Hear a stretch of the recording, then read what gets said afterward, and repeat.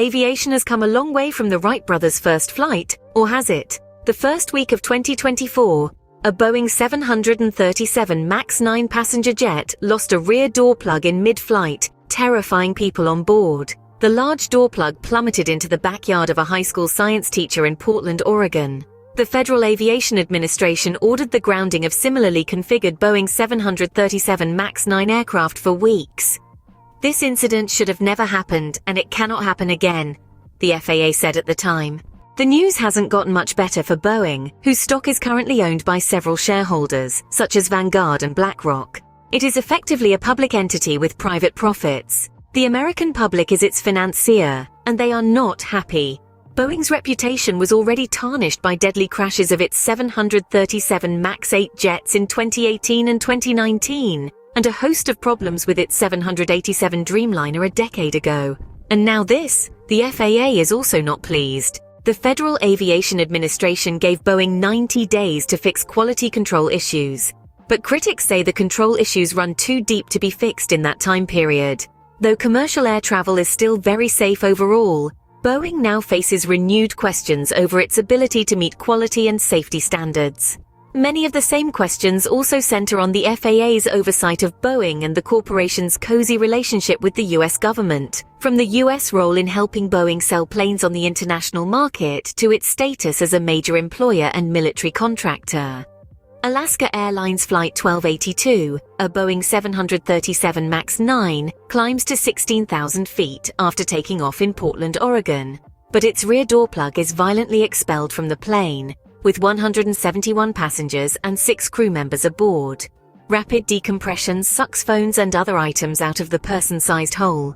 No serious injuries are reported. The flight lasts almost 20 minutes. We are very, very fortunate here that this didn't end up in something more tragic, National Transportation Safety Board Chair Jennifer Homendy says the next day, adding, "No one was seated in 26A and 26B, where that door plug is."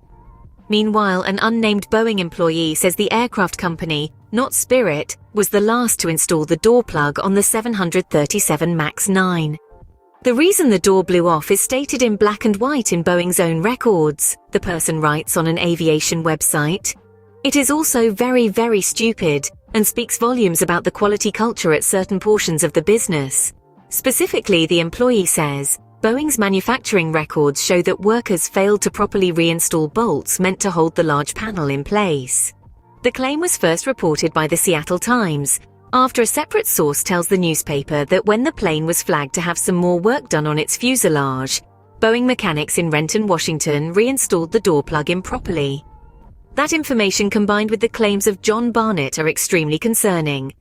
The Boeing whistleblower who was found dead earlier this month claimed a manager at his former company spied on him, and he was harassed, denigrated, and humiliated for raising concerns about quality control issues, according to documents released by his attorneys.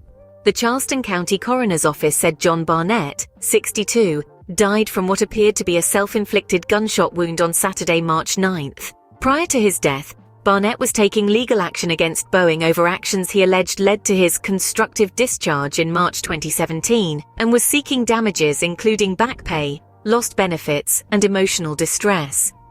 Barnett's family and friends feel that he would not resort to taking his own life. A family friend has spoken out on many news outlets. She explained that John was looking forward to getting his day in court and was certainly not suicidal. Currently, there is an ongoing investigation for this matter. Could Mr. Barnett's bravery for speaking out have played a role in his untimely passing? We are left to wonder and speculate at this point. In other news, Boeing CEO Dave Calhoun said recently that he intends to leave the company by the end of the year. This is a major shakeup of the company's leadership. Boeing's chairman and the head of the commercial airplane unit are also leaving. Dave Calhoun was hired to fix Boeing. Instead, it's become an embarrassment. Boeing's chairman Larry Kellner will not stand for re-election as a board director. The board has elected former Qualcomm CEO Steve Mollenkopf to succeed him. The company also announced that Stan Deal, CEO of Boeing Commercial Airplanes, is retiring. Stephanie Pope, Boeing's chief operating officer since January, is taking his place effective immediately. Boeing has been plagued by more than 5 years of problems with its airplanes, including 2 fatal crashes of the 737 MAX in 2018 and 2019 that killed 346 people, and as mentioned most recently the door plug that blew out of the side of an Alaska Airlines 737 MAX in January. The problems have led to multiple groundings for safety issues and more than $31 billion in cumulative losses. In a letter to Boeing employees Monday, Calhoun called the Alaska Airlines incident a watershed moment for Boeing. "The eyes of the world are on us," he said in announcing his departure plans. "We are going to fix what isn't working, and we are going to get our company back on the track towards recovery. The decision to leave was 100% my choice," Calhoun said in an interview on CNBC Monday morning. Of course, this is also up for speculation according to many interested citizens. Calhoun has become the focus of many who are critical of the way Boeing has been run in recent decades and the string of safety and quality issues. A lot of people are looking forward to the changes coming to Boeing. The hope is that the airline's quality control and overall performance will improve. We sure hope this is the case. So what do you think? Is this wishful thinking? Let us know in the comments, and thanks for watching.